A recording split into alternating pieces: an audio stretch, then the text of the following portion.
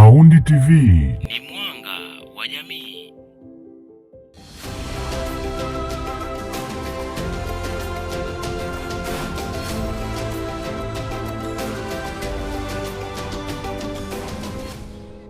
Je, umewahi kujiuliza kwa nini kanisa Katoliki mara nyingi huitwa kanisa la Roman Catholic, yaani kanisa Katoliki la Kirumi? Je, hilo ndilo lilikuwa jina lake daima, au historia ndiyo iliyounda jina hili kadiri muda ulivyopita? Mwanzoni, wafuasi wa Yesu hawakujitaja kama Wakatoliki wa Kirumi, bali walijiita tu kanisa, yaani jumuiya ya waamini waliounganishwa katika Kristo. Takribani mwaka 107 BC, Mtakatifu Ignatius wa Antiokia alitumia neno Katoliko kutoka Kigiriki Katholikos, likimaanisha ulimwengu mzima. Alisema, popote askofu anapokuwapo, hapo ndipo watu wanapaswa kuwa, kama vile popote Yesu Kristo alipo, ndipo palipo kanisa Katoliki. Hii haikuhusu Roma bado, ilikuwa ni kuhusu kanisa kuwa la ulimwengu mzima, likienea katika mataifa, lugha na tamaduni. Lakini Roma tayari ilikuwa na upekee. Petro na Paulo walipata wafia dini huko, na askofu wa Roma akawa kiongozi muhimu katika kuongoza imani. Hivyo katika hatua hii, kanisa lilikuwa Katoliki, lakini bado si Katoliki la Kirumi. Kadiri muda ulivyopita, Ukristo ulienea Ulaya, ushawishi wa askofu wa Roma uliongezeka. Kanisa bado liliitwa tu kanisa Katoliki, lakini watu wa nje walianza kusisitiza uhusiano wake na Roma. Labda kwa nini hasa? Sababu inayotolewa ni kwamba Roma ilikuwa makao ya Papa, kiongozi wa kiroho wa Ukristo wa Magharibi.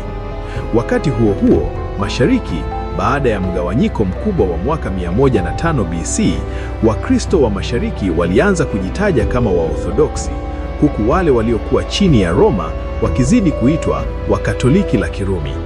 Tofauti hii ilionyesha jiografia na mamlaka: Mashariki dhidi ya Magharibi, Konstantinopoli dhidi ya Roma. Tukihamia katika karne ya 16, Martin Luther, John Calvin na wahasi wengine walijitenga na mamlaka ya Papa. Walitaka kutofautisha jumuiya zao na kanisa linaloongozwa na Papa. Hivyo walianza kuliita kanisa Katoliki la Roma, wakisisitiza uaminifu wake kwa Roma. Kwa Waprotestant, jina hili lilimaanisha kwamba Wakatoliki walifungwa na mji mmoja na mfumo mmoja wa uongozi, ili hali wao walidai kuwakilisha Ukristo wa kibiblia zaidi. Kadiri muda ulivyopita, jina hili likashika mizizi katika Kiingereza na lugha nyingine. Kwa mshangao, kilichoanza kama jina la Protestant kikawa njia ya kawaida ya kulieleza kanisa kubwa zaidi duniani. Kwa maneno mengine, jina Katoliki la Kirumi lilizaliwa kutokana na mgongano, si kutokana na utambulisho ndani. Leo, kanisa linajiita rasmi kanisa Katoliki. Nyaraka kama Katekisimu ya Kanisa Katoliki hazitumii Katoliki la Roma kama jina rasmi. Lakini katika mazungumzo ya kila siku, hasa katika mazingira ya kidini mchanganyo, Katoliki la Roma hutumika sana kulitofautisha na makundi mengine, Waorthodoksi, Waanglikana na madhehebu ya Kiprotestant. Likiwa na zaidi ya waamini bilioni 1.3 duniani, Kanisa Katoliki ndilo kanisa kubwa zaidi ya Kikristo, likiwa limeunganishwa chini ya Papa aliye Roma. Hivyo, angao kanisa linapendelea jina Katoliki, historia imelifanya Katoliki la Kirumi kuwa jina la kawaida majumbani. Barani Afrika, hasa Tanzania, utambulisho wa Katoliki mara nyingi ulipatikana kupitia historia ya wamishinari. Wamishinari kutoka Ulaya walileta imani, na pamoja nayo wakaleta jina Katoliki la Kirumi, wakisisitiza uhusiano na Roma.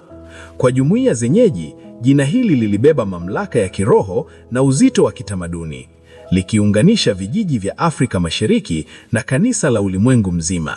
Kadiri muda ulivyopita, Katoliki la Kirumi likawa njia ya kutofautisha parokia za Katoliki na misheni za Kiprotestant, makanisa ya Kilutheran au jumuiya za Kianglikana. Hivyo jina hili hapa halikuwa tu kuhusu Roma, lilihusu utambulisho, ushikamano na uhusiano kimataifa. Kwa kifupi, jina Katoliki la Kirumi lilitokea vipi? Halikuchaguliwa na kanisa lenyewe, liliundwa na historia na watu wa nje na migongano na jiografia.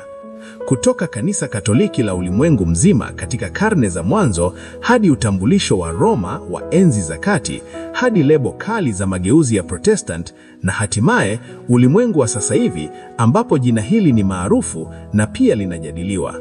Hadithi ya jina hili kwa hakika ni hadithi ya Ukristo wenyewe: umoja, migongano na utafuti wa utambulisho.